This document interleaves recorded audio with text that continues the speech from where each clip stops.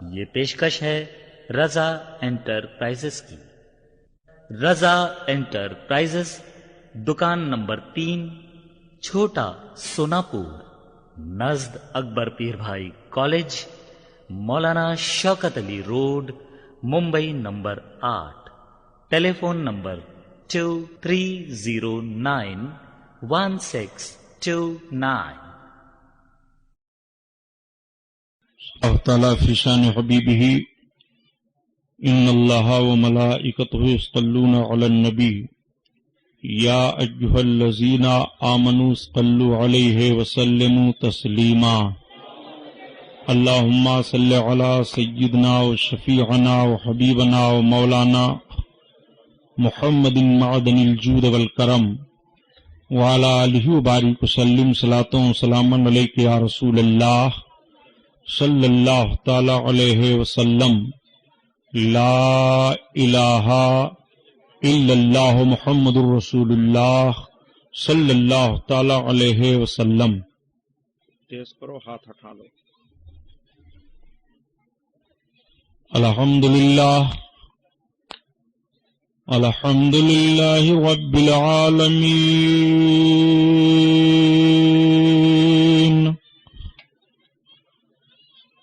والصلاة والسلام على سید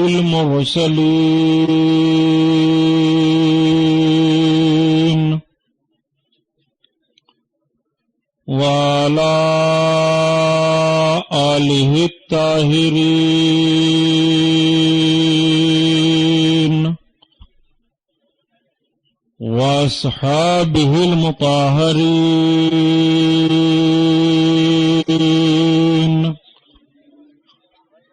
وابنہ الغوث العظم الجیلانی محی الدین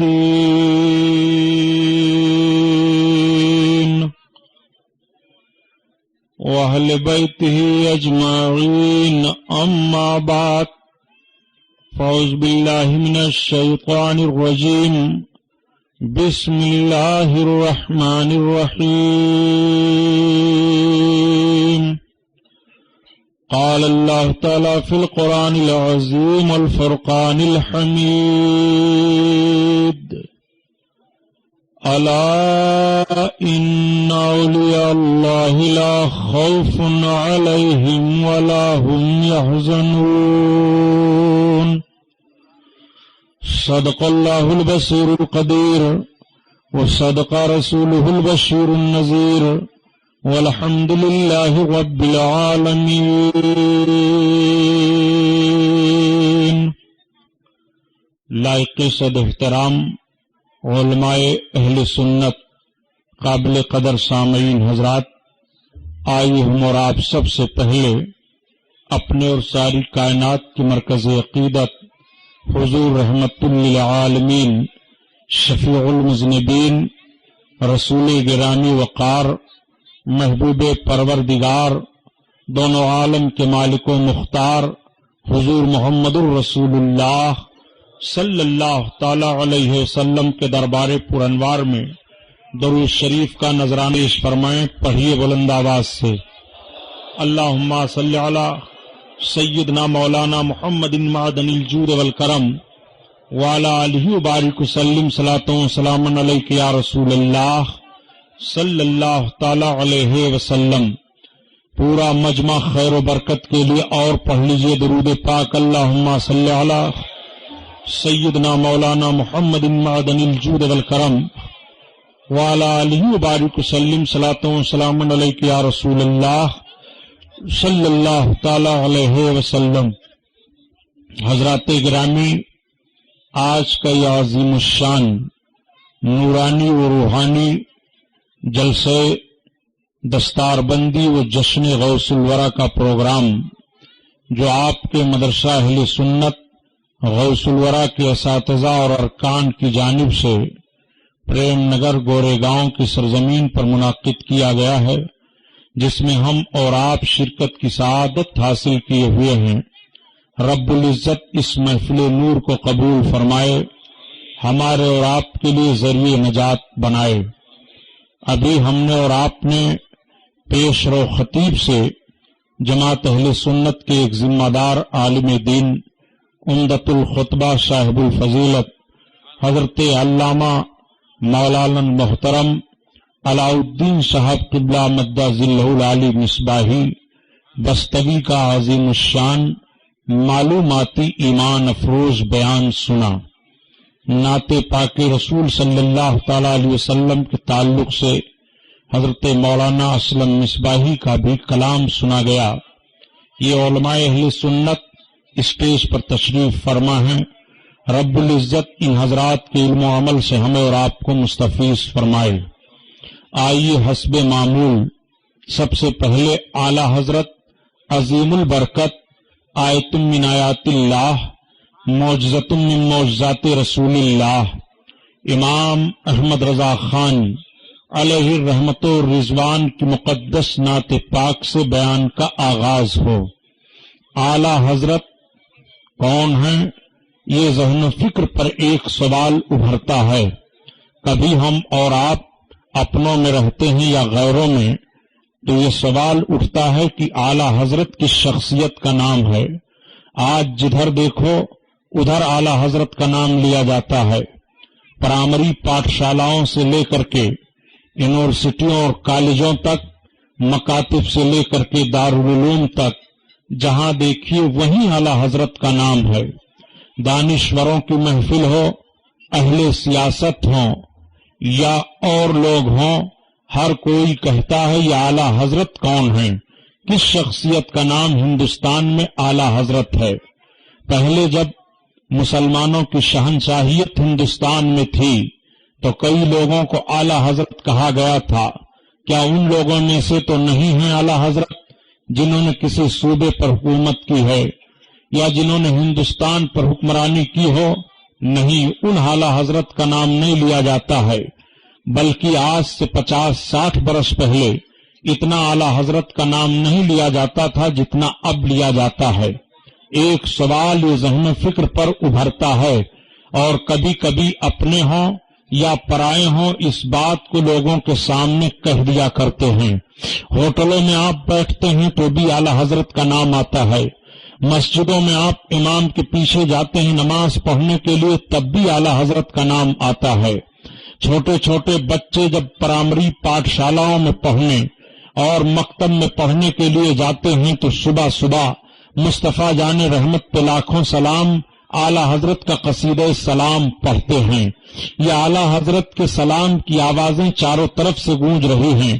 اعلی حضرت کی شخصیت کا نام ہے۔ تو آئیے میں آپ کو مختصر الفاظ میں بتاتا چلوں، جس ہندوستان میں ہم نے اور آپ نے جنم لیا ہے، اس ملک کے 1856 کے سیاسی اور مذہبی حالات دیکھے جائیں کہ اس ملک میں 1856 عیسوی میں مذہبی اور سیاسی حالات کیا تھے، تو سیاسی حالات پر نہ گفتگو کرتے ہوئے مذہبی حالات کے تعلق سے میں عرض کرتا چلوں۔ سیاسی حالات تو اتنے بگڑ چکے تھے کہ 1857 میں بڑا زبردست غدر ہوا۔ ہندوستان کی سرزمین پر انگریزوں کو کھدیڑنے کے لیے ہندوستان کے مسلمان اور غیر مسلم دونوں ایک ہوئے، اور ایک ہونے کے بعد انہوں نے اتنی بڑی قربانی اس ملک کے لیے دی تھی کہ جب ہم تاریخ کا ورق الٹتے ہیں تو ہمیں پتہ چلتا ہے کہ 28,000 علماء اہل سنت بھارت کی سرزمین پر صرف 3 دن کے اندر اندر ہندوستان کی آزادی کے لیے قربان ہوئے تھے، اور 13,500 سادھو اور سنتوں نے قربانی پیش کی تھی کہ ہمارا ملک انگریزوں سے پاک و صاف ہو جائے۔ اتنی بڑی قربانیاں دی گئی تھیں۔ آج جن مسلمانوں پر شکوک و شبہات کی نگاہیں ڈالی جاتی ہیں انگریزوں کو بھگانے کے لیے، ہم نے اس ملک میں 1857 میں اتنی بڑی قربانی پیش کی ہے کہ صرف اتر پردیش کی تاریخ پڑھ لی جائے تو 3 دن کے اندر اندر 90,000 مسلمان نوجوان شہید ہوئے تھے۔ تب ہندوستان سے انگریزوں کو بھگانے کا عظیم الشان جوش پیدا ہوا تھا۔ اتنی قربانیاں دی گئی تھی، اتنا خون اس ملک پر بہا تھا۔ 1856 عیسوی میں مذہبی حالات اتنے بگڑ چکے تھے کہ مسلمانوں کے ایمان و عقیدہ کو برباد کرنے کے لیے 100 سے زیادہ فتنے اسلام و سنیت کے نام پر جنم دیے جا چکے تھے۔ اتنا بڑا بھیانک فتنہ وجود میں آیا تھا کہ اگر کلمہ پڑھنے والا مسلمان ان فتنوں میں سے کسی بھی فتنے کا شکار ہو جاتا یا جو لوگ ہوئے وہ اسلام سے ہاتھ دھو بیٹھے. آپ سوچتے ہوں گے کہ غلام محی الدین سبحانی 1856 عیسوی میں بر صغیر کے مسلمانوں کے ایمان و عقیدے کو تباہ و برباد کرنے کے لیے وہ کون سے بھیانک فتنوں نے جنم لیا تھا؟ تو سب سے بڑا بھیانک فتنہ سامنے ایک یہ آیا تھا کہ معاذ اللہ خدا جھوٹ بول سکتا ہے لیکن بولے گا نہیں. اور یہ ذہن و فکر میں دلیل دینے کی کوشش کی گئی تھی کہ بندہ جھوٹ بول سکتا ہے اور اللہ جھوٹ نہیں بول سکتا ہے تو بندہ کی طاقت بڑھ جائے گی اور اللہ کی طاقت گھٹ جائے گی. یہ ناپاک دلیل دے کر کے ایمان برباد کرنے کی کوشش کی گئی تھی. دوسرا سب سے بڑا بھیانک فتنہ یہ پیدا ہوا تھا کہ جب علم و عمل کی بات آئی تھی تو ایک سوال ذہن پر ابھرا کہ علم کس کا سب سے زیادہ ہے انسانوں میں. تو سب سے زیادہ انسانوں کے تعلق سے جب علم کی بات آئی تو ایک طبقہ نے کہا سارے انسانوں میں سب سے افضل آقا کریم صلی اللہ تعالی علیہ وسلم ہیں. آپ سے افضل انسانوں میں کوئی نہیں ہے. حضرت آدم علیہ السلام سے لے کر کے اور تا قیامت جتنے انسان پیدا ہوں گے ان مومنین اور اولیاء کرام کی جماعتیں انبیاء کرام کی جماعتیں تو اب ختم ہو گئیں، ان پر پابندی لگ گئی. لیکن آئیے اندازہ لگائیے سارے انسان نعرہ لگائیے نعرے تکبیر نعرے رسالت. حضرت علامہ سید مثنی حسن صاحب مثنی میاں صاحب قبلہ شہزادے غوث اعظم شیخ طریقت علماء اہل سنت غوث الورا کانفرنس نعرے تکبیر نعرے رسالت.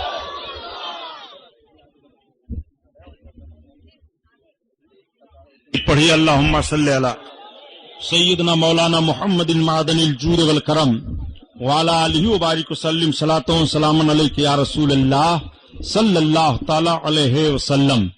حضرات آپ اطمینان رکھیں، ہم سب الحمدللہ مومن مسلمان ہیں. بھارت کے قانون کا پالن کرنا ہماری ذمہ داری ہے.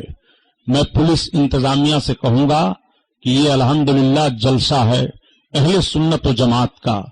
اس جلسے سے آپ جو امن و شانتی کا پیغام دیا جائے گا آپ اس پر غور کریں.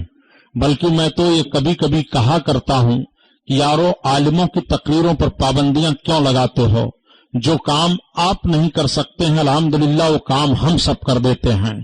آپ چور کو گرفتار کریں تو سزا دیتے ہیں لیکن ہم پابندی لگاتے ہیں کہ کوئی چوری ہی نہ کرے تاکہ سزا کی نوبت ہی نہ آئے. آپ قاتل کو پکڑتے ہیں تو سزا دیتے ہیں لیکن ایسے جلسوں سے امن و امان کا پیغام دیا جاتا ہے کہ قتل کی نوبت ہی نہ آئے. جب قتل کی نوبت نہیں آئے گی تو پولیس گرفتار نہیں کرے گی. جب وہ گرفتار نہیں کرے گی تو تھانے میں چوکی میں کسی آدمی کے اوپر ڈنڈا نہیں پڑے گا. ہم پابندیاں لگاتے ہیں کہ شراب پی کر کے کوئی نوجوان دھت نہ ہو. ہم پابندیاں لگاتے ہیں کہ کسی کی بہو بیٹی پر غلط نگاہیں نہ ڈالی جائیں. جن جلسوں سے ایسا امن و امان کا کام دیا جائے ہونا تو یہ چاہیے کہ ایسے جلسوں کی اجازت ہو تاکہ جو کام آپ کر رہے ہیں رات بھر آپ کو گشت کرنا پڑتا ہے کہ شرابی کوئی نہ ملے، آپ کو گشت کرنا پڑتا ہے کہ چور کی گرفتاری کی جائے، آپ کو گشت کرنا پڑتا ہے گھومنا پڑتا ہے کہ بدماش کو ہم گرفتار کریں. آپ پر پابندیاں لگائی جاتی ہیں آپ اس مغلر کو گرفتار کریں، دہشت گرد کو گرفتار کریں. لیکن میں پوری ذمہ داری کے ساتھ کہتا ہوں اور کہنے میں حق بجانب ہوں کہ ہندوستان میں جتنے دینی جلسے ہوئے ہیں بتاؤ کسی دینی جلسے میں بم اسفوٹ ہوا ہو، کسی دینی جلسے میں قتل ہوا ہو، کسی دینی جلسے سے فساد ہوا ہو؟ نہیں. اس لیے کہ ایسے جلسوں سے امن و امان کا پیغام دیا جاتا ہے اور مذہب اسلام تو ہر موڑ پر امن و امان کا پیغام دیا ہے. آئیے جو بات میں عرض کر رہا تھا وہ یہ کہ ایسے فتنوں نے جنم لیا تھا کہ سب سے پہلے بات یہ آئی کہ آخر علم کس کا سب سے زیادہ ہے انسانوں میں. کون سب سے زیادہ علم والا ہے؟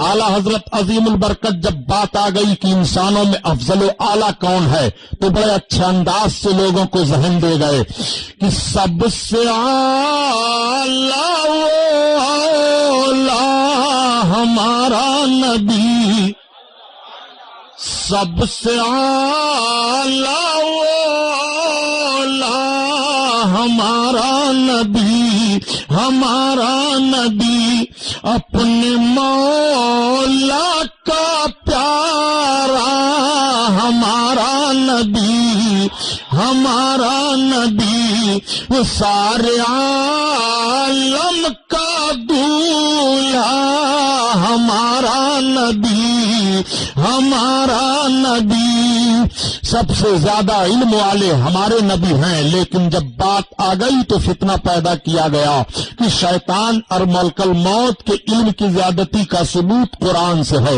رسول کونین صلی اللہ تعالی علیہ وسلم کے علم کی زیادتی کا ثبوت قرآن سے نہیں ہے۔ یہ زبردست فتنہ سامنے لایا گیا، اور عمل کی بات آئی تو ایک فتنہ یہ بھی سامنے لایا گیا کہ بسا اوقات امتی عمل میں نبی سے بڑھ سکتا ہے۔ جب غیب کی چیزوں کے جاننے کی باتیں آئیں تو آج مادی دور میں جب آپ غیب پر بحث کرتے ہیں تو مجھے بڑا تعجب ہوتا ہے کہ جو مادیت ترقی کرتی جا رہی ہے، اہل سنت کا عقیدہ نکھرتا چلا جا رہا ہے۔ جن چھپی ہوئی چیزوں کے تعلق سے تم کہا کرتے تھے کہ کوئی نہیں جان رہا ہے، آج دیکھیے وہ ساری چھپی ہوئی چیزیں سائنس نے ظاہر کر دی ہیں، اور ساری چھپی ہوئی چیزوں کو سائنس بتا رہی ہے۔ آدمی مٹی کو اٹھا لیتا ہے تو بتا دیتا ہے کہ اتنے فٹ کی نچائی پر یہاں پر پانی ہے، اور مٹی کی یہ کیفیت ہے، اتنی گہرائی کھودو گے تو پتھر نکلے گا، اور مٹی اس طرح سے نرم ہوگی اور اس طرح سے سخت ہوگی۔ جو سائنس ترقی کرتا جا رہا ہے، اہل سنت جماعت کا عقیدہ نکھرتا چلا جا رہا ہے۔ بات غیب جاننے کی جب آئی تھی تو ذہن فکر دینے کی کوشش کی گئی کہ رسول اللہ صلی اللہ تعالی علیہ وسلم کو غیب کی ساری باتوں کا علم ہے کہ نہیں، تو انکار کر دیا گیا کہ نہیں، رسول اللہ کو غیب کی ساری باتوں کا علم نہیں ہے، اور اگر بعض باتیں غیب کے رسول اللہ جانتے ہیں تو اس میں ان کی کوئی خصوصیت نہیں ہے۔ ایسا غیب کی بات تو ہر جانور بھی جانتا ہے، ایک پاگل بھی جانتا ہے، چوپایا بھی جانتا ہے، چرندے پرند بھی جانتے ہیں۔ یہ ذہن فکر دینے کی کوشش کی گئی ہے، اور یہ ناپاک فتنہ لا کر کے قوم مسلم میں پیدا کیا گیا، بر صغیر کے مسلمانوں کے ایمان پر ڈاکہ ڈالا گیا۔ سب سے بھیانک فتنہ یہ بھی سامنے آیا کہ نبیوں اور رسولوں کی قبروں کو مٹی کا ڈھیر کہہ دیا گیا، نبیوں اور رسولوں کے معجزات اور کرامتوں کو، اولیاء کرام کو شوبدہ بازی اور جادو کہہ دیا گیا۔ سب سے بھیانک فتنہ یہ لایا گیا کہ فرشتوں کو اللہ کی بیٹیاں بتا دیا۔ سب سے بھیانک فتنہ یہ لایا گیا کہ یا رسول اللہ کہہ کر گیا کسی مرد مومن نے نبی کونین کو پکار دیا اور یہ عقیدہ رکھا کہ رسول اللہ ہماری پکار کو سن رہے ہیں اور رسول کونین اپنے امتیوں کے کام آ رہے ہیں، تو یہ شرک ہے، اس سے مسلمان نہیں رہ جائے گا۔ ایک بھیانک فتنہ یہ بھی سامنے آیا کہ رسول اللہ کو آخری نبی ماننا یہ عوام کا خیال ہے۔ ایک بھیانک فتنہ یہ بھی سامنے آیا کہ نبی کونین کے بعد اگر کوئی فرض کر لیا جائے نبی تو آپ کے خاتمیت میں کوئی فرق نہیں آئے گا۔ ایک فتنہ یہ بھی سامنے لایا گیا کہ نبی کونین صلی اللہ تعالی علیہ وسلم کو کوئی اختیار نہیں ہے، محمد تو اپنی بیٹی فاطمہ کو نہیں بخشوا سکتے ہیں، ہم اپنی لاٹھی سے تو کام لے سکتے ہیں مگر محمد سے ہمیں کوئی فائدہ نہیں پہنچے گا۔ ایک فتنہ یہ بھی سامنے لایا گیا کہ نبی کونین صلی اللہ علیہ وسلم کی تعظیم کیسی کرنی چاہیے، تو ذہن فکر دیا گیا کہ بھائی کسی ذات کا تعظیم کرنی چاہیے سو اس میں بھی کم کرنا چاہیے۔ ایک فتنہ یہ بھی سامنے لایا گیا کہ دہلی کے جامع مسجد کے منبر پر ایک طرف قرآن کو رکھا گیا اور دوسری جانب گیتا کتاب کو رکھا گیا، دونوں پر ہار و پھول ڈالے گئے، اور یہ ذہن فکر دینے کی کوشش کی گئی کہ معاذ اللہ گیتا کتاب بھی حق ہے۔ ایک فتنہ یہ بھی سامنے لایا گیا کہ اسی دہلی کے جامع مسجد کے منبر پر لے جا کر کے ملک کے لیڈر گاندھی کی تقریر کروائی گئی اور مسجد کے تقدس کو برباد کرتے ہوئے ذہن فکر دینے کی کوشش کی گئی کہ اگر نبوت کا دروازہ بند نہ ہوا ہوتا تو معاذ اللہ ہم گاندھی کو نبی مان لیتے۔ اب آپ سے میں سوال کرنا چاہتا ہوں کہ بتاؤ ان فتنوں کو جس کو میں نے آپ کے سامنے رکھا ہے، اگر کوئی کلمہ پڑھنے والا مسلمان صحیح مان لے تو کیا اس کا داخلہ اسلام میں رہے گا؟ کوئی ایماندار رہ جائے گا؟ آپ کا ضمیر فیصلہ فیصلہ کرے گا کہ غلام محی الدین سبحانی ایسا ذہن فکر رکھنے والا قطعاً اسلام میں نہیں رہ جائے گا۔ اب آپ ذرا ذہن پر زور دیجئے، ایسے فتنوں کو کس نے پیدا کیا تھا؟ کیا کسی سیاسی لیڈر نے پیدا کیا تھا؟ نہیں۔ کیا کسی فوج کے کمانڈر نے پیدا کیا تھا؟ نہیں۔ کیا کسی صوبہ کے کسی راجا نے پیدا کیا تھا؟ نہیں۔ کیا کسی صوبہ کے کسی حکمراں نے پیدا کیا تھا؟ نہیں، بلکہ ایسے فتنوں کو جنم ان لوگوں نے دیا تھا جن کو قوم حکیم الامت کہہ رہی تھی، جن کو عالم ربانی کہا جا رہا تھا، جن کو قاسم العلوم والخیرات کہا جا رہا تھا۔ ایسے لوگوں نے انگریزوں کے ہاتھ پر دن کے سفید اجالے میں ملت کا سودا کیا تھا اور آبرو قوم کی لوٹی تھی، فتنوں کو پیدا کیا تھا۔ اللہ تعالیٰ نے اپنے بندوں پر کرم فرمایا اور بر صغیر کی سرزمین پر اتر پردیش میں بریلی کے شہر میں اعلیٰ حضرت عظیم البرکت کی ولادت بسعادت ہوئی۔ ایک پٹھان گھرانے میں ایک بچہ 1856 عیسوی میں پیدا ہوا۔ وہ بچہ جس گھر میں پیدا ہوا وہ گھرانہ معمولی گھرانہ نہیں تھا، بلکہ اس بچے کے دادا کا حال تو یہ تھا کہ علامہ رضا علی خان رحمت اللہ تعالی علیہ نے انگریزوں سے تلوار کی جنگ کی تھی اور بریلی شریف کی سرزمین پر 200 انگریز مارے گئے تھے۔ جب ہندوستان کی سرزمین پر کلکتہ سے چل کر کے پورے اودھ پر انگریزوں کا قبضہ ہو رہا تھا، جب میسور کی سرزمین پر سلطان ٹیپو کی تلوار ٹوٹ رہی تھی، بریلی کی سرزمین پر علی رضا خان کی تلوار چل رہی تھی اور 200 انگریز جہنم میں کیا کر دیے گئے تھے۔ وہ اس گھرانے کا بچہ ہے۔ اس بچے کے باپ کا نام علامہ نقی علی خان رحمت اللہ تعالی علیہ ہے۔ وہ اپنے دور کے عالموں میں اتنے بڑے عالم تھے کہ اس وقت تمام علماء اہل سنت میں ان کا لقب خاتم المحققین تھا۔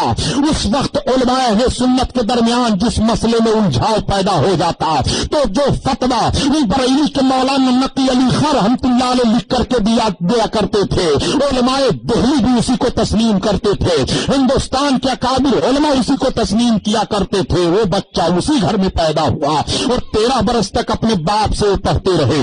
آج یہ ذہن فکر دینے کی کوشش کی جا رہی ہے اور ایسے گندے ذہن کے لوگ کہا کرتے ہیں کہ مولانا احمد رضا خان سے اور ان کے دور کے جن مولویوں سے ان کے کفریات کی بنیاد پر ان کا اختلاف ہوا ہے وہ سب ایک مدرسہ میں پڑھے تھے، یہ سفید جھوٹ ہے۔ اعلیٰ حضرت عظیم البرکت نے اپنے باپ سے 13 برس تک پڑھا ہے اور جب پڑھ کر کے وہ فارغ ہوئے تو ان کے باپ نے ان کے ہاتھ میں قلم دے دیا۔ اعلیٰ حضرت نے قلم لیا تو لکھنا شروع کیا۔ لکھ کیا رہے تھے؟ انہی سارے فتنوں کے خلاف لکھ رہے تھے، انہی سارے فتنوں کا جواب دے رہے تھے اور اتنا لکھا کہ سارے فتنوں کے چہرے پر کالک لگا دی اور سارے فتنوں کے منہ پر کالک لگ گئی۔ آخری تابوت میں کیل ٹھونک دیا امام احمد رضا خان نے بریلی کی سرزمین پر۔ جب ان کے علم و عمل اور لکھنے کو باپ نے دیکھا تو قلم کا بوسہ لے لیا، آنکھوں میں تشکرانہ آنسو آ گئے اور سجدہ شکر کے لیے رب کی بارگاہ میں گر جاتے ہیں، اپنی جبینی نیاز کو ٹیک دیا اور سونپ دیا قلم۔ احمد رضا خان تمہیں ان سارے فتنوں کا جواب دینا ہے۔ اعلیٰ حضرت لکھ رہے تھے تو لکھتے لکھتے اتنا لکھ گئے کہ آواز آنے لگی، کل کے رضا ہے خنجر خوخار برقدار، آدا سے کہہ دو خیر منائیں نہ شر کرائیں۔ آج جب کہا جاتا ہے کہ مدارس اسلامیہ دہشت گردی کے اڈے ہیں، میں آپ سے پوچھنا چاہتا ہوں یہ کس مدرسے کا فارغ التحصیل تھا جس نے بھارت کی سرزمین پر بیٹھ کر کے ایک کتاب لکھی تھی جس کتاب کا نام فتاوی رضویہ ہے، جس کتاب کے محتاج سارے عالم عرب کے لوگ ہیں۔ ہندوستان عالم عرب کا محتاج نہیں ہے بلکہ عالم عرب ہندوستان کا محتاج ہے کہ فتاوی رضویہ کتاب نکلی ہے، فتاوی عالمگیری کتاب نکلی ہے جو فتاوی عالمگیری تمام عالم اسلام میں مستند سمجھی جا رہی ہے اور عالم اسلام کے قاضی اور مفتیان کرام اسی ہندوستان کی کتاب کا سہارا لے کر کے فتاوی عامگیری کا وہ مسئلہ دیا کرتے ہیں اور مسائل بیان کیا کرتے ہیں۔ یہ ہندوستان کی دین ہے۔ یہ کس دہشت گرد نے کتاب لکھا ہے؟ کس دہشت گرد نے ہندوستان کو سونے کا چڑیا بنایا ہے؟ یہ علامہ فضل حق خیر آبادی کون سے دہشت گرد ہیں جنہوں نے انگریزوں کے سامنے ان کے منہ پر تھوک دیا تھا اور کہہ دیا تھا ہم اپنے وطن کی حفاظت کے لیے جہاد کا فتویٰ دے چکے ہیں، قوم کو فتویٰ بدلا نہیں جائے گا؟ یہ کس مدرسے کے دہشت گرد ہیں؟ آؤ ہم دہشت گردی کا معاملہ صاف کیے دیتے ہیں۔ اگر قانون کے خلاف غلام محی الدین سبحانی کی آواز نکل رہی ہو تو بھارت کا سنویدھان جو بول رہا ہو سزا سہنے کے لیے تیار ہو، اور اگر قانون کے خلاف نہیں ہے تو ایسی زبانوں پر پابندیاں لگائی جائیں جو مدارس اسلامیہ کو دہشت گردی کا اڈا قرار دے رہے ہیں۔ دہشت گردی کا اڈا مدارس اسلامیہ نہیں ہے بلکہ دہشت دہشت گردی کے اڈے تم پیدا کر رہے ہو.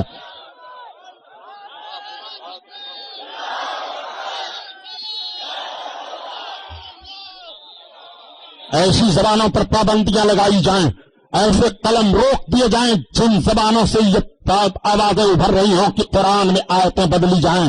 دجال حرام خور، قرآن کی آیتیں بدلی جائیں گی.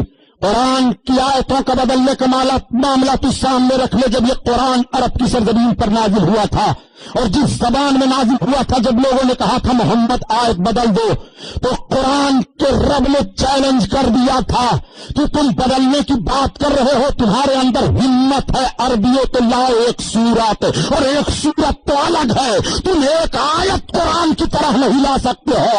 ساری دنیا کے لوگ عاجز ہو گئے مگر قرآن کے ایک نقطے کی طرح سے کوئی نقطہ نہیں پیش کر سکے.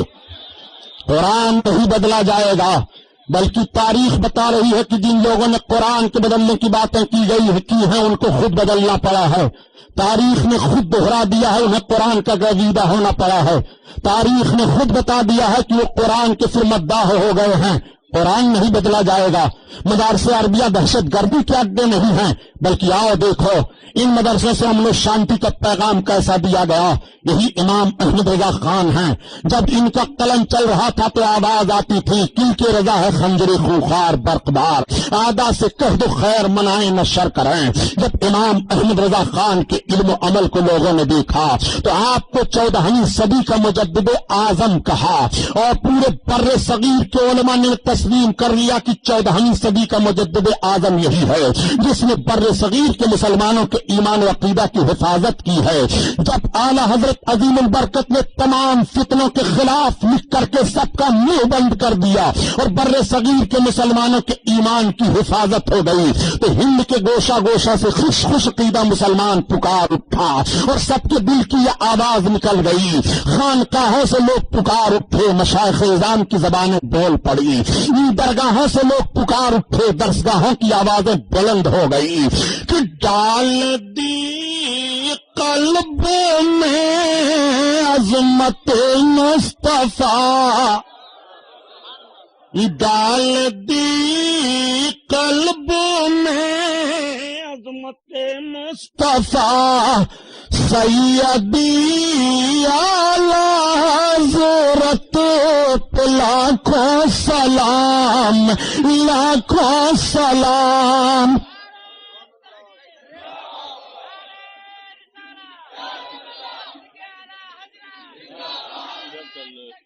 کون ہے اعلیٰ حضرت؟ کن کو کہا جاتا ہے اعلیٰ حضرت؟ اگر یہ چند جملے آپ کو یاد رہیں، اپنے قوت حافظہ میں جگہ دے لو تو جب سوال پیدا ہو تو بتا دیا کرو. یہ ہیں بریلی کے اعلیٰ حضرت جنہوں نے امن کا پیغام دیا، ایمان کی حفاظت کا پیغام دیا، درگاہوں کے تقدس کا پیغام دیا، صالح اعمال کا پیغام دیا، خوش عقیدگی کا پیغام دیا. اور اعلیٰ حضرت کو مجدد صرف ہندوستان کے عالموں ہی نے نہیں کہا، بلکہ جب یہی اعلیٰ حضرت حج کرنے کے لیے گئے اور مدینہ شریف میں مسجد نبوی میں نماز پڑھ رہے تھے تو سب سے بڑے عالم دین کی نگاہ پڑی، وہ چہرہ دیکھتے رہے، اور جب نماز پڑھ کر کے فارغ ہوئے تو انہوں نے پوچھ لیا کہ آپ کا نام کیا ہے، کہاں کے رہنے والے ہیں؟ آپ نے بتایا میرا نام احمد رضا خان ہے، ہندوستان کا رہنے والا ہوں. تب تک انہوں نے فوراً پیشانی کا بوسہ لیا اور کہا خدا کی قسم میں اس مرد کی پیشانی میں اللہ کا نور دیکھتا ہوں، یہ مرد مجدد ہے.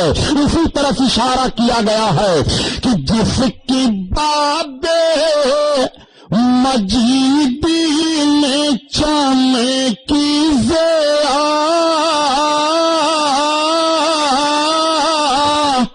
ایسے پیر طریقت پہ لاکھوں سلام، لاکھوں سلام.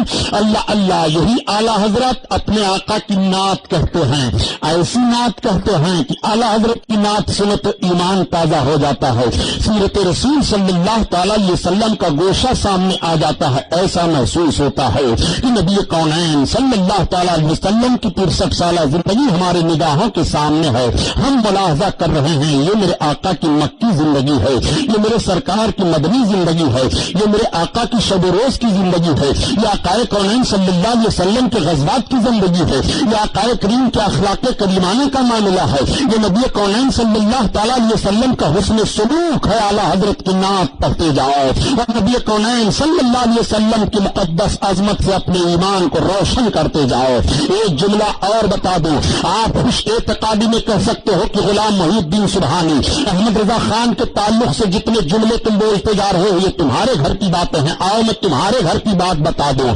جو لوگ سب سے زیادہ اعلیٰ حضرت کو پرکھتے ہیں، جب ہندوستان کا بٹوارا ہوا اور ہندوستان کے پیٹ سے پاکستان نے جنم لیا، آج ہم کہنے پر حق بجانب ہیں کہ جب ہماری شہنشاہیت تھی تو ہم نے ہندوستان کو تبت کی وادی سے لے کر کے افغانستان کی سرحد تک اتنا بڑا ملک تمہیں دیا تھا، اور جب تم ہندوستان کے محافظ بنے ہو تو پاکستان نے اس کے پیٹ سے جنم لیا ہے، بنگلہ دیش نے اس کے پیٹ سے جنم لیا ہے، لنکا نے اس کے پیٹ سے جنم لیا ہے، رنگون نے اس کے پیٹ سے جنم لیا ہے۔ لوٹ لیا ملک کی آبرو کو ان بےایمانوں نے، اور آج بھی یہ کہہ رہے ہیں کہ ہم ہندوستان کے بڑے محافظ ہیں۔ ان کے باپ داداؤں کی تاریخیں الٹ پلٹ کر کے دیکھ لو جو آج چیخ چلا رہے ہیں کہ ہم بھارت کے بڑے محافظ ہیں، ان کے باپ داداؤں کی تاریخیں الٹ کر دیکھو گے تو غداریوں میں ان کا نام شمار کیا جائے گا، اور ہمارے باپ داداؤں کا نام الٹ کر کے دیکھو گے تو سرحد پر قربانی ہم نے دی ہے۔ ہندوستان کو سونے کا چڑیا ہم نے بنایا ہے، ہندوستان کو لال قلعہ ہم نے دیا ہے، ہندوستان میں چوہو ہم لائے ہیں،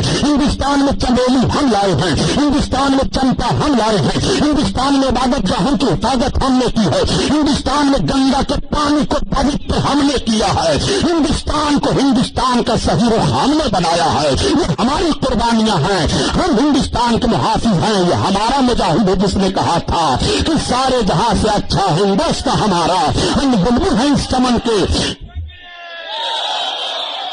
ارے بھائی مجھے تقریر کر لینے دو یار، ایک تو ویسے وقت کم ہوں، میں اپنے علماء کی توجہ چاہوں گا۔ آج ڈاکٹر اقبال کو سب سراہتے ہیں۔ ڈاکٹر اقبال نے کس بنیاد پر کہا تھا کہ سارے جہاں سے اچھا ہندوستان ہمارا؟ لاؤ بتاؤ تمہارے باپ داداؤں نے کوئی ایسا شعر کہا ہو جس ڈاکٹر اقبال نے پوری ملت کو چیلنج کیا؟ یہ مرد مجاہد مرد مومن طرح ہے تو کہہ دیا کہ سارے جہاں سے اچھا ہندوستان ہمارا، ہم بولے ہیں اس گلستان کے یہ چمن ہمارا۔ اس بنیاد پر کیوں کہا ڈاکٹر اقبال نے؟ آخر سارے جہان سے اچھا ہندوستان کیسے ہو گیا؟ علماء کی توجہ چاہوں گا، بہت کھوج لگائی میں نے تاریخ کی تو تاریخ کا ایک حوالہ ہمارے سامنے آ گیا۔ مولانا علاء الدین صاحب توجہ کیجیے، وہ حوالہ سامنے آیا۔ آج پورے طریقت بیٹھے ہوئے ہیں، دلدسترس تاریخ پر ہے۔ آج انگریزی بولنے والے حضرت کے سامنے اگر انگریزی بولنا شروع کریں تو میرا جہاں تک خیال ہے کہ امتحان میں فیل ہو جائیں گے۔ الحمدللہ ایسی شخصیت حضرت مصنع صاحب دامت برکاتہ القدسیہ کی ہے، لوگ دیکھتے ہیں تو کہتے ہیں یہ عالم دین ہیں۔ بعض لوگوں نے تو مجھ سے کہا کہ سبحانی صاحب ایک مولانا کو ہم لوگوں نے ایسا دیکھا ٹیلی ویژن پر، وہ امن و امان کا پیغام دے رہے تھے، ایسا لگ رہا تھا کہ جیسے دھرتی پر کوئی بھگوان اوپر آئے ہیں۔ اللہ اکبر، یہ ان کی بولیاں ہیں جو ہماری صورتوں کو دیکھ کر کے بربلا اعتراف کر لیا کرتے ہیں۔ آؤ دیکھو ڈاکٹر اقبال نے آخر کس بنیاد پر کہا تھا سارے جہاں سے اچھا ہندوستان ہمارا؟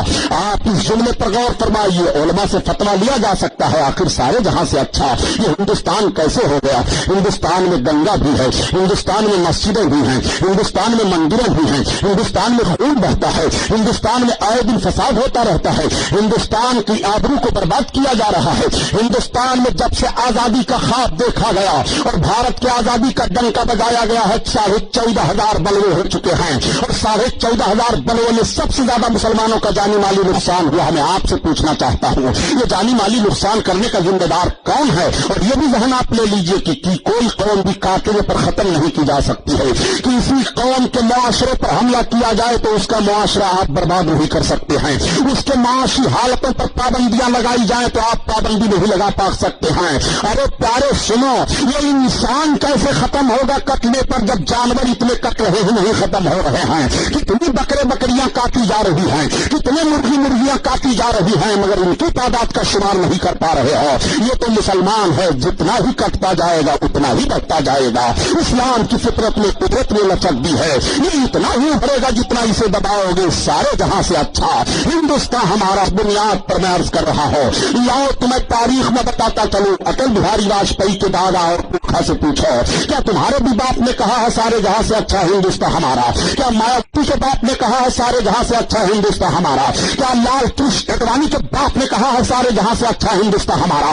کیا توغیا کے باپ نے کہا ہے سارے جہاں سے اچھا ہندوستان ہمارا؟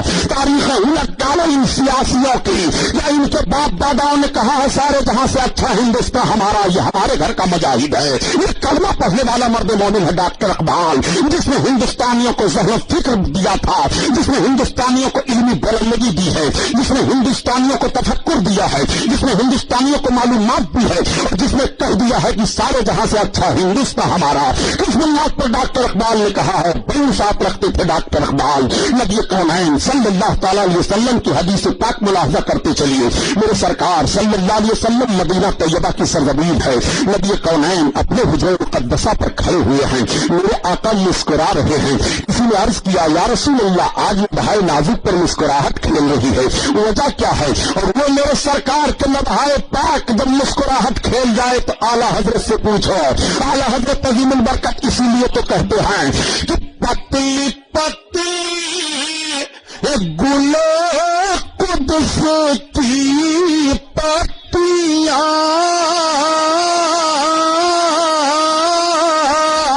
ان لبوں کی لذات پہ لاکھوں سلام، لاکھوں سلام. اللہ اللہ. نبی کونین صلی اللہ علیہ وسلم مسکرا رہے ہیں، حجرہ مقدسہ پر سرکار قیام فرما رہے ہیں.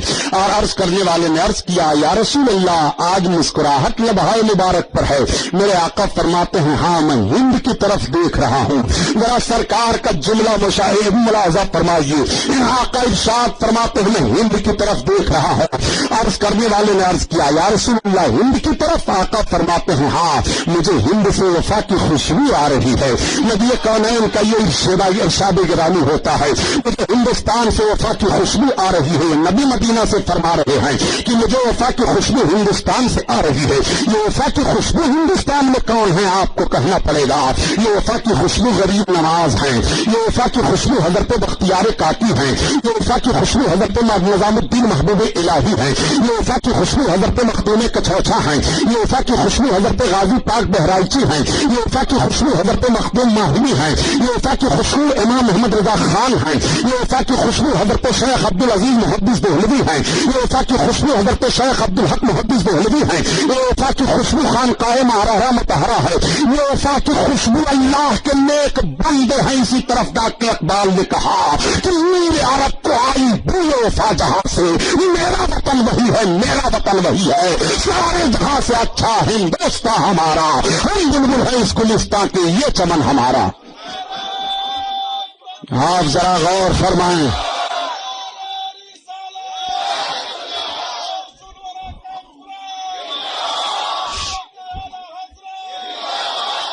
سارے جہاں سے اچھا ہندوستان ہمارا. اس حدیث کی ترجمانی ڈاکٹر اقبال نے کی ہے. نبی کونین صلی اللہ تعالی علیہ وسلم سے اس ملک سے وفا کی خوشبو آئی تھی. میرے سرکار نے فرمایا میں ہند کی طرف دیکھ رہا ہوں، مجھے وفا کی خوشبو آ رہی ہے. کہاں ہیں وہ لوگ جو کہتے ہیں مسلمان دہشت گرد ہیں؟ جس ملک سے وفا کی خوشبو نبی فرما رہے ہیں اس ملک میں مسلمان غدار نہیں ہو سکتا ہے. اسی بنیاد پر اس ملک میں ہر موڑ پر مسلمان نے وفاداری کا ثبوت دیا ہے، اور جب تک مسلمان ہندوستان میں رہے گا وفاداری کا ثبوت پیش کرتا رہے گا.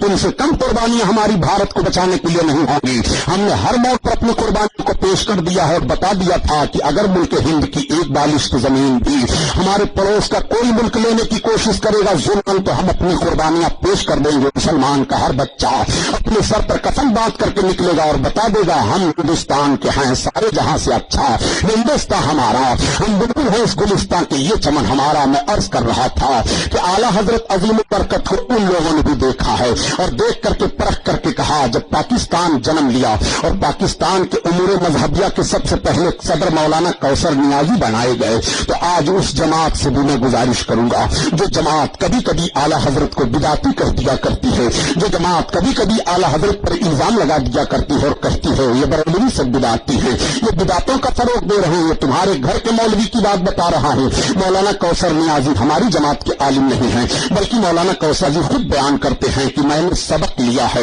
میں شاگرد ہوں مفتی شفیع دیوبندی کا جو دیوبندیوں کے مفتی اعظم ہیں، میں نے حدیث کا سبق لیا ہے مولانا ادریس کاندھوی سے، میرا تعلق نہیں تھا مولانا امام احمد رضا خان سے جب پاکستان میں جنم لیا ہندوستان سے، اور میں پاکستان میں امور مذہبیہ کا سب سے پہلے صدر بنایا گیا، تو میں یہ سمجھ رہا تھا کہ اسلامیات پر مجھ جیسا معلومات رکھنے والا کوئی نہیں ہے، مجھے یہ خیال تھا، میری لائبریری میں جتنی کتابیں تھیں میں نے ساری کتابوں کو اسلامیات پر پڑھ ڈالا تھا، زندگی میں روٹی کے ٹکڑے اتنے توڑ کر کے نہیں کھائے تو جتنی کتابوں کو میں نے مطالعہ کیا تھا، لیکن جب میں نے مولانا امام احمد رضا خان کی کتاب فتاوی رضویہ کو پڑھنا شروع کیا تو مجھے ایسا لگا کہ میں علم کے سمندر کے کنارے کھڑے ہو کر کے ابھی سیپیاں چن رہا ہوں، یہ تمہارے گھر کی بولی ہے مولانا کوثر نیازی کی۔ یہی مولانا کوثر نیازی بیان کرتے ہیں کہ اردو زبان میں جب اعلیٰ حضرت کا لفظ بولا جاتا ہے تو اس سے بریلی کے ایک عاشق رسول امام احمد رضا خان کی ذات سمجھی جاتی ہے۔ یہی مولانا کوثر نیازی بیان کرتے ہیں کہ جب اردو زبان میں آ حضرت کا لفظ بولا جاتا ہے تو اسے امام الانبیاء سید المرسلین کی ذات عالی سمجھی جاتی ہے۔ یہی مولانا کوثر نیازی کہتے ہیں کہ مجھے بڑا تعجب ہوتا ہے جب لوگ کہہ دیا کرتے ہیں کہ مولانا احمد رضا خان نے بدعتوں کو فروغ دیا ہے، تو مجھے حیرت ہوتی ہے۔ اپنے دور کے سارے عالموں میں سب سے زیادہ بدعتوں کے خلاف جس کا قلم چلا ہے امام احمد رضا خان کی ذات ہے۔ امام احمد رضا خان سے جب سوال ہوا کہ مزامیر کے ساتھ قوالی کیا ہے تو آپ فرماتے ہیں حرام ہے حرام ہے حرام ہے۔ امام احمد رضا خان سے جب سوال ہوا کہ تعزیہ داری کیا ہے تو آپ فرماتے ہیں مروجہ تعزیہ داری حرام ہے حرام ہے۔ امام احمد رضا خان سے جب سوال ہوا کہ مزارات پر چادروں کا ڈالنا کیسا ہے تو آپ فرماتے ہیں کہ اللہ کے ولی کے مزار پر ایک چادر ڈال دینی اظہار عظمت کے لیے کافی ہے، بقیہ چادروں کی قیمتیں غریبوں اور فقیروں میں تقسیم کر دی جائیں۔ امام احمد رضا خان سے سوال ہوا کہ مزارات پر عورتوں کا جانا کیا ہے تو آپ فرماتے ہیں مزارات پر عورتوں کا جانا ممنوع ہے اور اللہ کی لعنت ہوتی ہے۔ امام احمد رضا خان سے جب سوال ہوا کہ مزارات کے پاس چراغوں کا جلانا کیسا ہے تو آپ فرماتے ہیں کہ اگر راستہ ہے اور لوگ آ جا رہے ہیں فائدہ اٹھا رہے ہیں تو چراغ جلایا جا سکتا ہے، ورنہ مال ضائع کرنے سے کوئی فائدہ نہیں ہے۔ امام احمد رضا خان سے جب سوال ہوا کہ روایات صحیحہ کے ساتھ میلاد شریف پڑھنا کیسا ہے جس میں کوئی لغویات نہ ہو، آپ فرماتے ہیں باعث برکت ہے، مستحسن ہے اور نجات کا ذریعہ ہے۔ امام احمد رضا خان سے جب سوال ہوا قبروں کے پاس اگربتی سلگانا کیا ہے تو آپ فرماتے ہیں اگر لوگ فائدہ اٹھانے والے ہیں تو 3 ہاتھ کی دوری پر قبر سے اگربتی سلگائی جا سکتی ہے، ورنہ مال ضائع کرنے سے کوئی فائدہ نہیں ہے۔ امام احمد رضا خان سے جب سوال ہوا کہ مزارات کا قبروں کا بوسہ لینا کیا ہے تو آپ فرماتے ہیں منع ہے۔ امام احمد رضا خان سے جب یہ سوالات ہوئے تو جواب دیتے چلے جا رہے ہیں قبروں کے پاس اذان دینا کیا ہے تو آپ فرماتے ہیں قبروں کے پاس اذان دینا دافع بلا ہے، باعث برکت ہے، وجہ تسکین ہے۔ امام احمد رضا خان نے سب سے زیادہ بدعتوں کے خلاف لکھا ہے۔ مجھے تعجب ہوتا ہے جب لوگ امام احمد رضا خان کو کہتے ہیں کہ وہ بدعتی تھے۔ میں پوچھنا چاہتا ہوں اے سنیوں نعرہ لگاتے ہو مسلک امام احمد رضا، مسلک کا خون نہ کیا کرو، اعلیٰ حضرت مسلک بیان فرما رہے ہیں، اگر سنی ہو تو تمہیں اعلیٰ حضرت کا نام لیتے ہوئے فخر محسوس کرنا چاہیے۔ دعویٰ بیشت ہے، جھوٹی ہے محبت تیری جب سنی کرتا ہے مسلک اعلیٰ حضرت زندہ باد۔ تو میں سوچتا ہوں یہی نعرہ لگانے والا جوان مسلک اعلیٰ حضرت کے خلاف کیسے کام کر رہا ہے، یہی نعرہ لگانے والا جوان امام احمد رضا کے مسلک کا خون کیسے کر رہا ہے۔ یہی مولانا کوثر نیازی بیان کرتے ہیں کہ مجھے یقین ہے کہ مولانا احمد رضا خان کا رب ان کے ایک شعر پر ان کی بخشش قیامت کے میدان میں کر دے گا۔ جو انہوں نے قصیدہ سلام میں اپنے آقا کی شان میں کہا ہے وہ شعر یہ ہے کہ کاش محشر میں جب ان کی آمد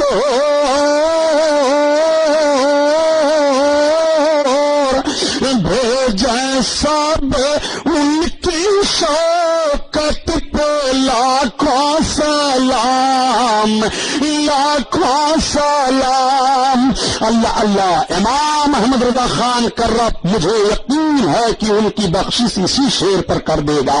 یہ ہمارے گھر کی بولی نہیں ہے جتنے جملوں کو دہرایا ہوں، یہ تمہارے گھر کی بولی ہے۔ مولانا کوثر نیازی بیان دے رہے ہیں، اور سنو، یہی مولانا کوثر نیازی کہتے ہیں کہ جب اعلیٰ حضرت کا انتقال ہوا تو مفتی شفیع دیوبندی بیان کر رہے ہیں کہ ہم سب لوگ مولانا اشرف علی تھانوی کے پاس بیٹھے ہوئے جب اطلاع ملی کہ بریلی میں امام احمد رضا خان کا وصال ہو گیا تو مولانا اشرف علی تھانوی اپنے دونوں ہاتھوں کو اٹھا کر کے دعا کرنے لگے مغفرت کی۔ ہم لوگوں نے کہا حضرت وہ تو آپ کو زندگی بھر کافر کہتے رہے اور آپ ان کی بخشش کے لیے دعا کر رہے ہیں۔ تو مولانا اشرف علی تھانوی نے کہا میاں یہی تو سمجھنے کی باتیں ہیں، امام احمد رضا خان نے ہماری کتابوں کی عبارتوں کا جو مطلب سمجھا تھا، ہمیں کافر نہ کہتے تو وہ خود کافر ہو جاتے، اور مولانا احمد رضا خان اگر ہمیں کافر کہہ رہے ہیں تو عشق رسول کی بنیاد پر، بقیہ اور کوئی وجہ نہیں ہے۔ یہ تمہارے گھر کا وہ فرد تسلیم کر رہا ہے جس کے خلاف اعلیٰ حضرت کا قلم چلا، اور اعلیٰ حضرت نے جس کے کفر کو بیان کر کے بتایا کہ تم مذہب اسلام سے خارج ہو گئے ہو۔ امام احمد رضا خان پر الزام نہ لگاؤ، بر صغیر کے مسلمانوں پر بہت بڑا احسان ہے اعلیٰ حضرت عظیم البرکت کا۔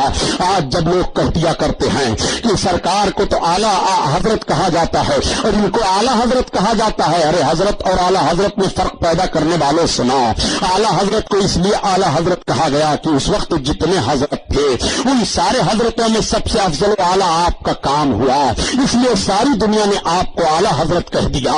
اعلیٰ حضرت کہنے پر چڑھا نہ کرو، اعلیٰ حضرت اپنے آقا کی سیرت بیان کرتے ہیں نعت میں، عرض کرتے ہیں یا رسول اللہ آپ کی شان تو یہ ہے، آپ کا کریمانہ حال تو یہ ہے، یا رسول اللہ آپ کی عظمت و وقار کا معاملہ تو یہ ہے۔ ان کی مہک نے دل کے غنچے کھلا دیے ہیں، غنچے کھلا دیے ہیں، جس راہ چل گئے ہیں کوچے بسا دیے ہیں، کوچے بسا دیے ہیں۔ یہ اعلیٰ حضرت نے کیوں کہا آپ سمجھو، میرے آقا صلی اللہ تعالی علیہ وسلم کی جب ولادت بسعادت ہوئی اور حضرت حلیمہ سعدیہ آئی مکہ شریف سے سرکار کو لے کر کے چلنے لگی تو ان کے چلنے سے راستہ مہکنے لگا، ساتھ میں آنے والی 10 عورتیں تھیں، ان عورتوں نے پوچھا اے حلیمہ کیا تو نے مکہ میں خوشبو زیادہ خرید لیا ہے، یہ تیرے چالنے سے راستہ کیوں مہک رہا ہے، یہ تیرے بڑھنے سے راستے سے خوشبو کیوں آ رہی ہے؟ تو حلیمہ نے کہا راستہ ہی نہیں مہک رہا ہے بلکہ مکہ کی پہاڑیاں بھی مہک رہی ہیں، ہر طرف سے خوشبو آ رہی ہے، میں نے مکہ میں خوشبو نہیں خریدی ہے، یہ سردار قریش عبد المطلب کے پوتے محمد ابن عبداللہ کے چلنے کی خوشبو پھیل رہی ہے۔ اب اعلیٰ حضرت کا شعر پڑھو، ان کی مہک نے دل کے غنچے کھلا دیے ہیں، غنچے کھلا دیے ہیں، جس راہ چل گئے ہیں کوچے بسا دیے ہیں، کوچے بسا دیے ہیں۔ اور بات آ گئی تو پیارے سن لو، میرے آقا صلی اللہ علیہ وسلم کا کریمانہ حال یہ تھا کہ نبی کونین جو راستہ چلتے تھے وہ راستہ مہک جاتا تھا، جس گلی سے گزرتے تھے وہ گلی مہک جاتی تھی، نبی جس گھر پر بیٹھ جاتے تھے وہ گھر مہک جاتا تھا، نبی جس چیز کو چھو لیتے تھے وہ چیز مہک جاتی تھی، آقا جس کو کچھ عطا کر دیتے تھے وہ مہک جاتا تھا۔ نبی کونین صلی اللہ تعالی علیہ وسلم کی عادت کریمہ تھی کہ دوپہر کا کھانا کھانے کے بعد اللہ کے رسول تھوڑی دیر تک آرام کر لیا کرتے تھے۔ آج بھی اس دور جدید میں تحقیق کرنے کے بعد یہ بات سامنے آئی کہ دوپہر کا کھانا کھانے کے بعد اگر تھوڑی دیر تک آرام کر لیا جائے تو اختلاج قلب کی بیماری میں وہ مبتلا نہیں ہوگا، جس بات کو آج تحقیق کر کے لوگ بتا رہے ہیں۔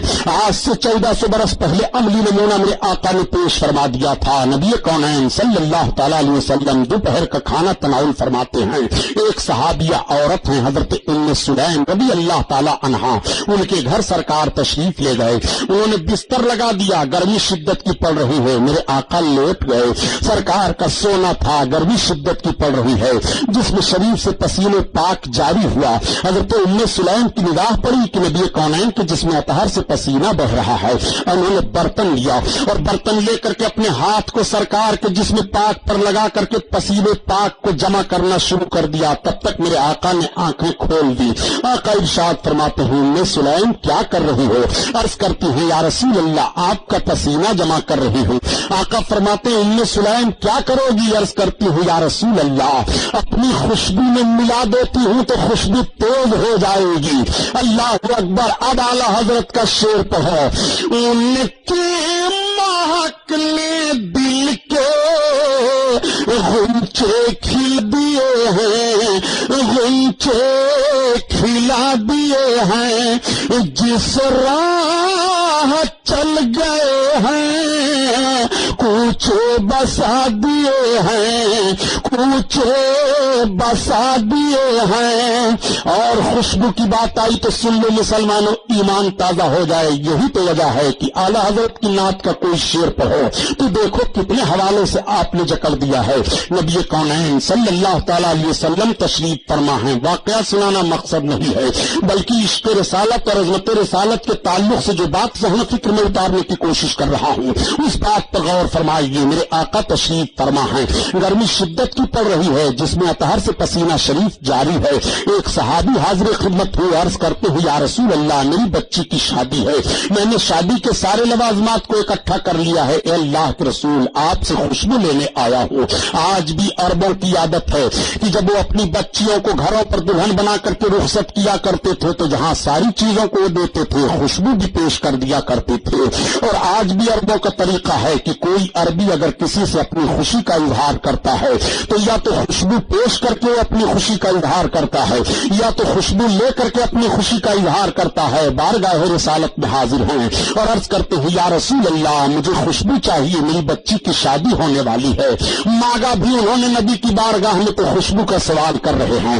नबी की बारगाह में सवाल किया तो खुशबू के ताल्लुक से अर्ज कर रहे हैं। नबी कौनैन फरमाते हैं, जाओ बर्तन ले आओ। वो बर्तन लेकर के पहुंचे। मेरे सरकार ने अपने दस्ते पाक को बगल शरीफ में किया और चंद कतरे लेकर के उनके बर्तन में डाल दिया अपने पसीने पाक का। इरशाद फरमाया, ले जाओ, जब तुम्हारी बच्ची दुल्हन बनेगी तो इसी पसीने में उसके कपड़ों को बसा देना।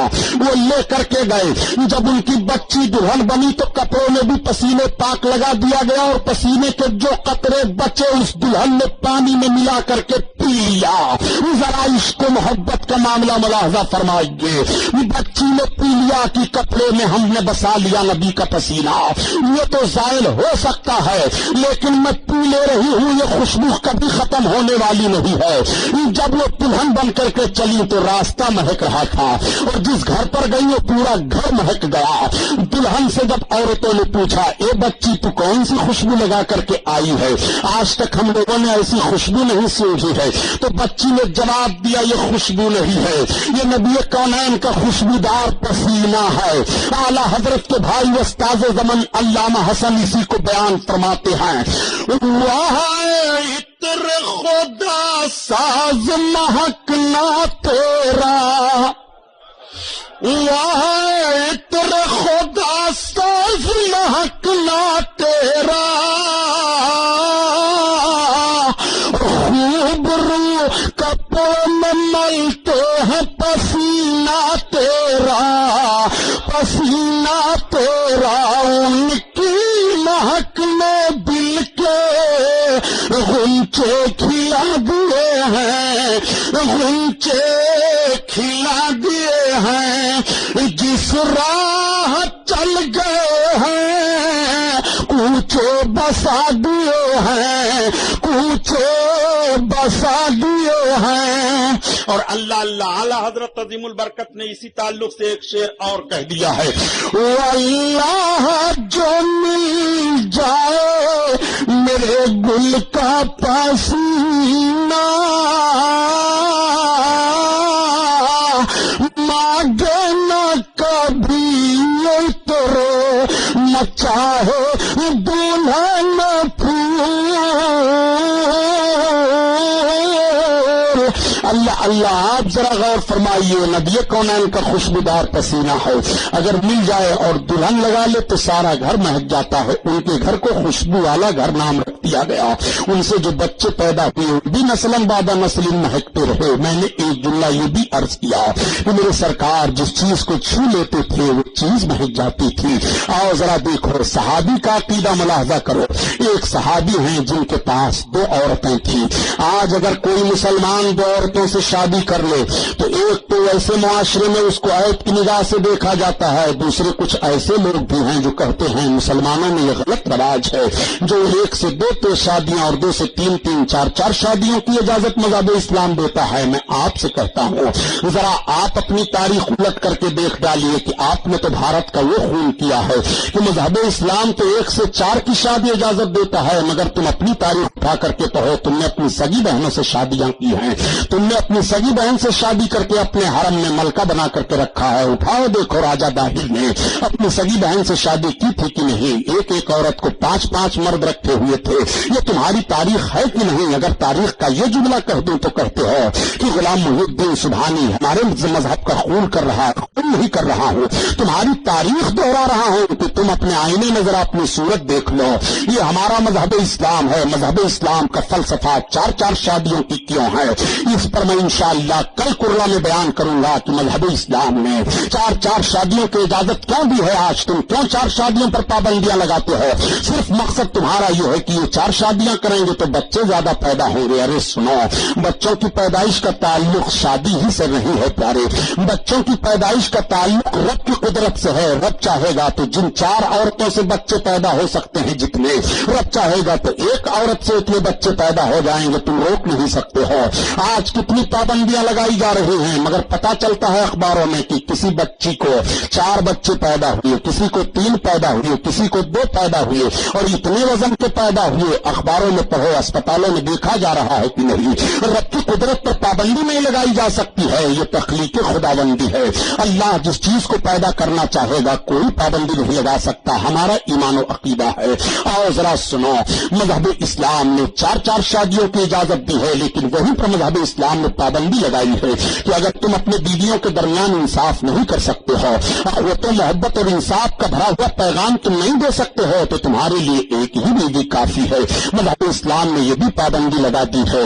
नबी कौनैन सल्लल्लाहु तआला अलैहि वसल्लम के एक सहाबी हैं, उनके पास 2 औरतें थी। एक रोज उनकी दोनों बीवियों ने उनसे पूछ लिया, ये बताइए आपका जिस्म क्यों महकता रहता है? आपके जिस्म से खुशबू क्यों आती रहती है? आप जब नहाते हैं तब कपड़े नहीं खुशबू लगाते, आप जब कपड़े बदलते हैं तब खुशबू नहीं लगाते। हमने आपको खुशबू लगाते हुए नहीं देखा, मगर आपका जिस्म क्यों महकता रहता है? तो वो सहाबी हैं, वो बयान देते हैं, ए मेरी बीवी, तुम पूछ रही हो तो मैं बताए दे रहा हूं। सुनो, एक मर्तबा मैं खारिश की बीमारी में मुब्तला हो गया था। मैंने बड़े बड़े तबीबों और हकीमों से दवा ली, लेकिन मेरी खुजली नहीं ठीक हो रही थी। अब जरा सहाबी का ईमान व अकीदा मुलाहजा करो। पहले उन्होंने तबीबों से दवा ली, पहले उन्होंने हकीमों से दवा ली। जब वो ठीक नहीं हुए तो उनके ज़हन फिक्र में बात आई, अब बीमारी से शिफा नहीं मिल रही है तो चलो नबी की बारगाह में चला जाए। पहले उनके ज़हन फिक्र में ये बात बस गई कि अब तबीबों और हकीमों की दवा से शिफा नहीं पा रहा हूं, अब अगर शिफा लेनी है तो नबी का दरवाजा है, नबी के दरवाजा पर जाना पड़ेगा। जब ये बात ज़हन फिक्र में बनी तब सहाबी जा रहे हैं। पता ये चला कि नबी कौनैन रब की अता से बीमारों को शिफा अता फरमाते हैं। ये ज़हन फिक्र रखना सहाबी का अकीदा है, और ये ज़हन फिक्र रखना कि नबी कुछ नहीं दे पाते हैं ये किसी और का अकीदा है। आओ जरा देखो, नबी कौनैन सल्लल्लाहु अलैहि वसल्लम की बारगाह में वो कहते हैं अपनी बीवियों से कि मैं हाजिर हुआ। जब वो हाजिर हुए तो किस अंदाज से अपने सरकार से अर्ज करते हैं, खुदा की कसम हमारा ईमान और अकीदा है कि अपने नबी से दिल लगा करके जो मांग लोगे, ये नबी का वो दरबार है कि सरकार सब कुछ अता फरमा रहे हैं। नबी के दरबार में किसी के लिए नहीं है, नबी के दरबार में किसी के लिए مسئلہ نہیں ہے. نبی کے دربار میں امیر جائے وہ بھی پا رہا ہے, فقیر جائے وہ بھی پا رہا ہے, مرد جائے وہ بھی پا رہا ہے, بچہ جائے وہ بھی پا رہا ہے, عورت جائے وہ بھی پا جا رہا ہے, اپنا جائے وہ بھی پا رہا ہے, غیر جائے وہ بھی پا رہا ہے, عربی جائے وہ بھی پا رہا ہے, اجمی جائے وہ بھی پا رہا ہے, گورا جائے نبی اسے بھی عطا فرما رہے ہیں, کالا جائے نبی اسے بھی عطا فرما رہے ہیں. نبی کے دربار میں کسی کے لیے انکار نہیں ہے.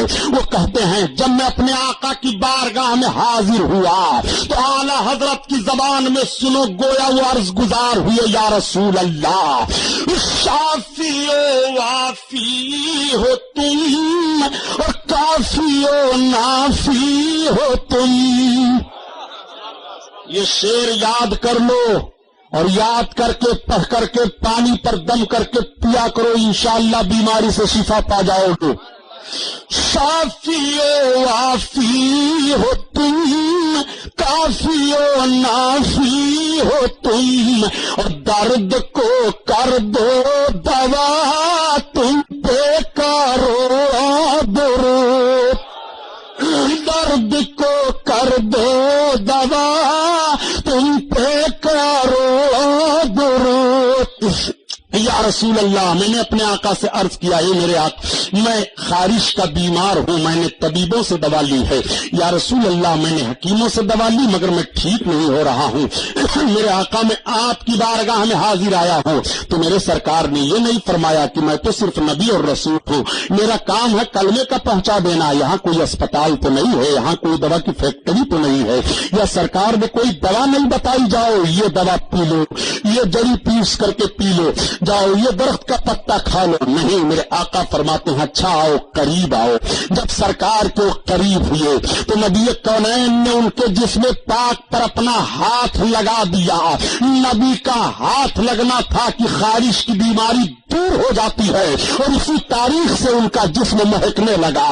اللہ اللہ. اب اعلی حضرت کا شعر تو ہے, ان کے مہکنے دل کے غنچے کھلا دیے ہیں, غنچے کھلا دیے ہیں, جس راہ چل گئے ہیں کوچے بسا دیے ہیں, کوچے بسا دیے ہیں. اور ایک جملہ اور عرض کر دوں پیارے, یہ میرے سرکار کا مقدس ہاتھ ہے, خارش والے جسم پر لگے تو کھجلی دور ہو جائے. اور ایک تمہارا بھی ہاتھ ہے جو کبھی کبھی کہہ دیا کرتے ہو جیسے نبی انسان ہیں ایسے ہم بھی انسان ہیں. لفظ ایسے پر غور کر لو, یہ نبی کا ہاتھ ہے, لگ جائے تو کھجلی کی بیماری دور ہو جائے, اور تمہارا ہاتھ ہے لگ جائے نہ بھی کھجلی ہو تو کھجلی ہو جائے. ذرا غور فرمائیے تمہارے ہاتھ کا عالم کیا ہے اور نبی کے ہاتھ کا عالم کیا ہے. یہ نبی کا مقدس ہاتھ ہے. میرے سرکار ایک مقام پر وضو فرما رہے ہیں, صلح حدیبیہ کا موقع ہے.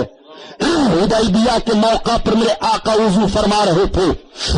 عرض کرنے والے نے عرض کیا, یا رسول اللہ پانی ختم ہو گیا, لشکر میں پینے کے لیے پانی نہیں ہے.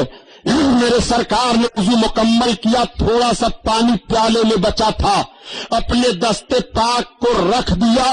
اب لوگ دیکھ رہے ہیں کہ ہر انگلی کی گھائی سے پانی کا چشمہ بہ رہا ہے. سرکار فرماتے ہیں پی لو, اپنے اپنے گھوڑوں کو پلا دو, اپنے اپنے اونٹوں کو پلا دو. صحابی بیان کرتے ہیں کہ اگر ہم 1,00,000 بھی ہوتے تو کافی ہو جاتا. ہم قریب 1,500 لوگ تھے, سب کے لیے پانی کافی ہو گیا.